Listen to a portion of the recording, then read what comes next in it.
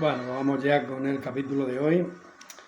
Ayer nos habíamos quedado en la resolución de la ONU después de la Segunda Guerra Mundial, pero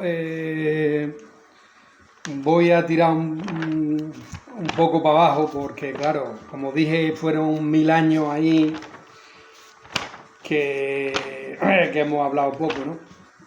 Y vamos a ver unas pocas peripecias dentro del Imperio Bizantino, ¿no? Como vimos, después de los romanos llegan los bizantinos, que son también romanos, pero que al dividirse el Imperio Romano del Este,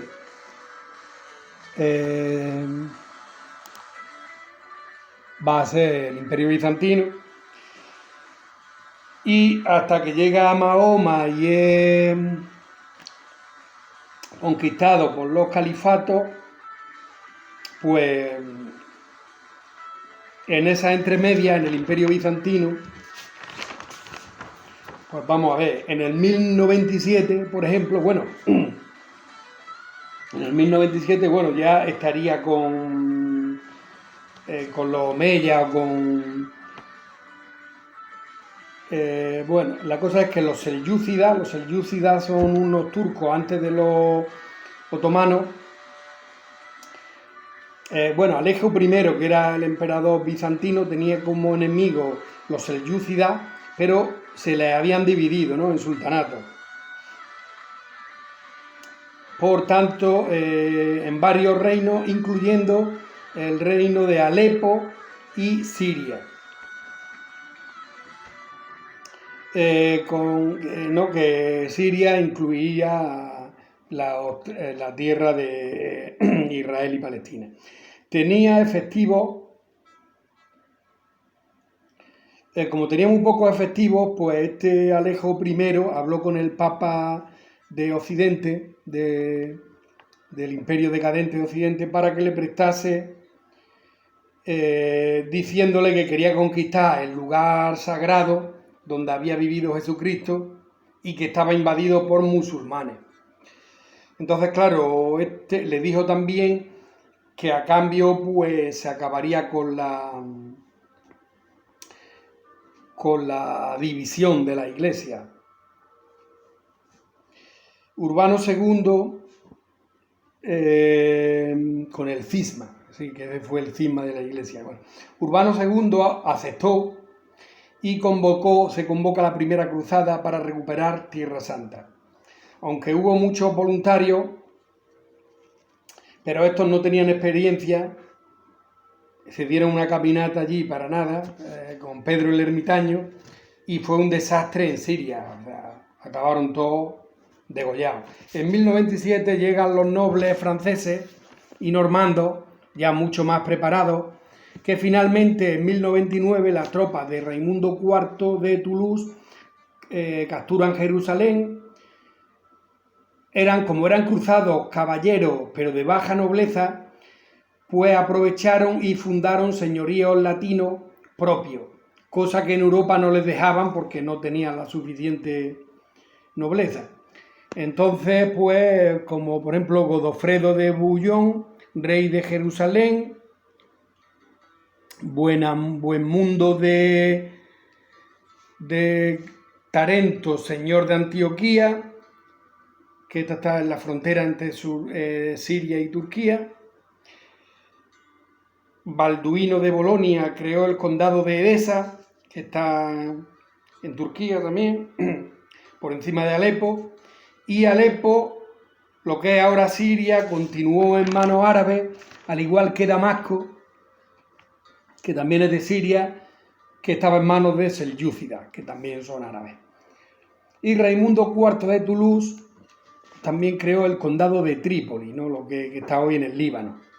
Bueno, en 1145 Manuel I, otro emperador bizantino, convoca la Segunda Cruzada porque la habían reconquistado Edesa, y aunque no le gustaba mucho esto de las cruzadas porque se le llenaba todo de vándalos luego, y entre otras cosas, junto con los cruzados de Jerusalén, prepararon un asalto a Egipto, que fue un auténtico fracaso en 1161, ya que un líder kurdo, Saladino, fue a ayudar a los egipcios del ataque cruzado y ya que estaba allí, pues ya se quedó con el poder.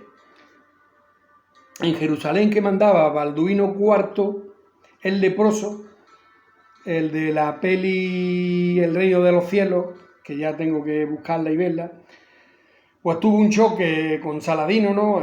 Intensas batallas y finalmente, tras años, en el 1187, Saladino logra tomar Jerusalén y expulsar a los cruzados cristianos de la ciudad. Supongo que a los judíos que llevaban allí toda la vida, pues no. Y entonces es cuando convoca la Tercera Cruzada y van Felipe II, rey de Francia, Ricardo I, Corazón de León de Inglaterra, Federico I, Barbarroja de Germania, que murió en la batalla, tomaron Acre y Jaffa, ¿no? Que están por encima de Tel Aviv, pero no pudieron con Jerusalén, ya que estaban muy mermados, sobre todo por las enfermedades. Así que bueno, y esto estamos en el 1200 y pico, pues hasta que en manos musulmanas, hasta que llega el Imperio Otomano, también musulmán, que como ya vimos, que fue en el 1453, y ya hasta el final de la Primera Guerra Mundial, ¿no? O sea que, pues bueno, pero vamos a seguir por donde íbamos. Habíamos dicho entonces que estaba ya en manos inglesas. Sí, en manos inglesas. No, perdón, coño, eso es después de la Primera Guerra Mundial. Habíamos visto una resolución de la ONU después de la Segunda Guerra Mundial, en la cual los árabes se quejaron por esta resolución y justamente cuando Inglaterra se marcha e Israel, no, entonces la ONU da esta resolución, entonces Inglaterra se marcha y 2 días después Israel proclama su Estado independiente, que abre la frontera para que sigan entrando judíos, ¿no? Porque Inglaterra, como vimos desde el final de la Primera Guerra hasta el final de la Segunda Guerra Mundial, ha administrado el territorio. Llegó un momento que a finales de los años 30 tuvo que cerrar la frontera porque no paraban de llegar judíos. Entonces proclama el Estado de Israel después de que los árabes no aceptaran la resolución de la ONU. A ver si mañana me acuerdo, y no me he acordado de imprimir, mañana me voy a acordar.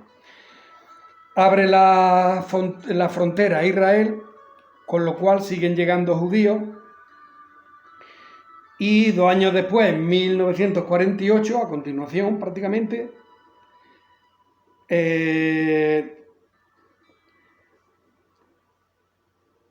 donde los árabes de la zona de Egipto, Siria, Irak, Jordania, Arabia Saudita, Líbano, la Liga Árabe, se unen todos en contra de Israel, prácticamente 6 contra 1. Y entonces, claro, Israel con todo pronóstico gana aumentando su territorio.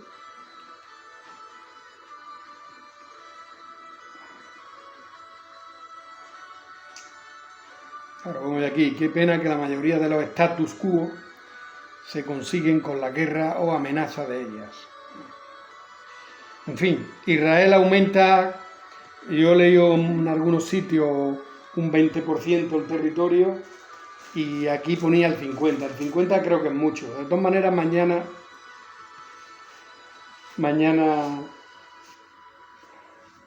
me he comido como medio kilo fresa y mañana vamos a ver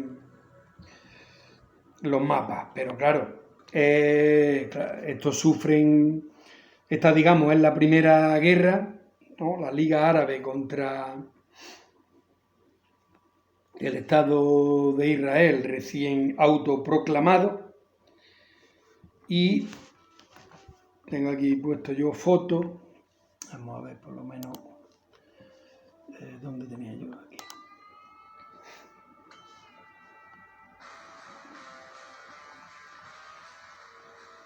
no la he borrado. Y que divide a Palestina, claro, Palestina siempre ha estado dividida, ¿no? Entre Cisjordania, que es el trozo más grande, yo creo que va a ser este, ¿no?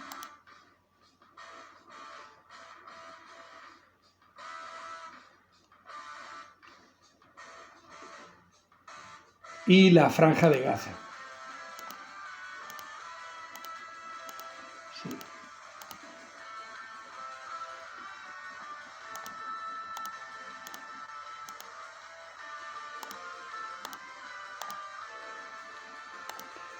Vamos a ver. No sé si llegué yo a verla, creo que. Bueno, ahí más o menos se ve lo que había en el 47, que es más o menos lo que propone la ONU. Los árabes es todo esto, Franja de Gaza con un buen porrón aquí, vamos, para lo que hay hoy, y todo esto que es Cisjordania. Y Jerusalén, que está aquí, pero ese iba a ser administrado por Naciones Unidas. Y de lo que queda del final de la guerra, pues queda esto. Les queda este trocito aquí, que es la Franja de Gaza, Cisjordania, que sí es más grande, pero le meten aquí un tajo para pillar Jerusalén.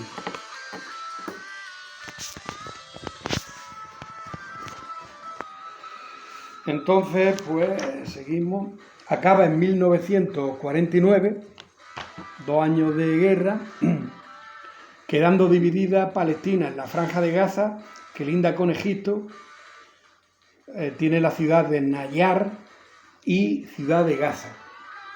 Y Cisjordania con Jerusalén Este, aunque ahí yo no estoy muy seguro, pero bueno, Nablus, Ramallah, que es donde tienen la capital, Hebrón, aunque este ya creo que lo tienen recuperado, en fin. E Israel con Tel Aviv, mayor parte de Jerusalén, Nazaret, Tiberíades, junto al lago de Galilea. Una vez terminada la guerra y la paz firmada en 1950, Israel dijo que cualquier judío podía regresar, podía volver a Israel a vivir. Y tengo aquí fotos 1992. Ah, claro, hay una gráfica de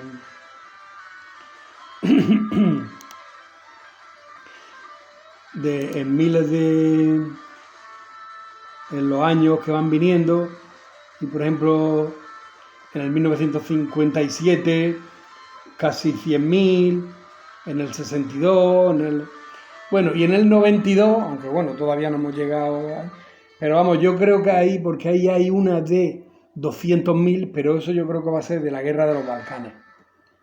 Entonces la guerra de los Balcanes va a provocar... Bueno, en 1952, Egipto pacta con Estados Unidos y Gran Bretaña, en el 52, 3 años después de acabada la guerra con la Liga Árabe, y proclamado el Estado de Israel, autoproclamado, pues Egipto en el 52 pacta con Estados Unidos y Gran Bretaña, así que a Israel no le gustó mucho la idea y hace va a idear una ola de atentados contra americanos e ingleses, no porque estaba pactando Egipto con ellos. Entonces Israel se sintió... fue una operación secreta para ahuyentar de la zona a los países occidentales. Aquello no salió bien y además los pillaron, y Egipto en represalia hizo que expulsaran a gran cantidad de judíos de su país, aumentando la tensión con incursiones de guerrilla por la frontera de uno y otro lado. Egipto decide bloquear los barcos que van a Israel por el Golfo de Aqaba. El Golfo de Aqaba es, si veis el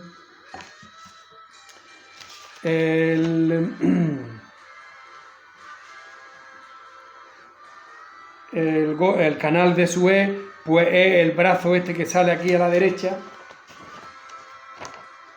No, si este es el canal de Suez que va a salir aquí al Mediterráneo, pues este es el Golfo de Aqaba, y que por el río Jordán es una entrada a Israel. Entonces lo va a bloquear los barcos. También Israel negoció en secreto con Francia e Inglaterra para atacar Egipto y poder devolver el canal de Suez que había sido nacionalizado hacía poco, e Israel así puede invadir a su archienemigo. El 1 de noviembre del 56 empieza la guerra del Sinaí, que durará 9 días. Invade el Sinaí y a punto está de conquistar el Cairo, pero Estados Unidos y Rusia presionaron para que parase esa guerra. El 22 de diciembre del 56. No voy a avanzar más porque aquí... Entonces habíamos dicho que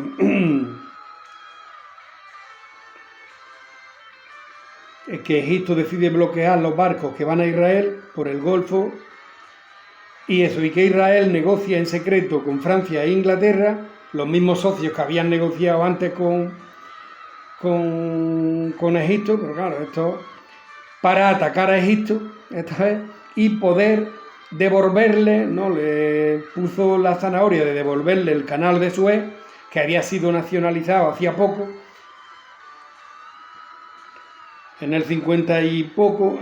Entonces así invadí a su archienemigo en el 56, y esto fue la guerra del Sinaí. La guerra del Sinaí, noviembre del 56, dura 9 días, invade Israel el Sinaí y a punto está casi de llegar al Cairo, pero Estados Unidos y Rusia presionan para que pare esta guerra en diciembre del 56.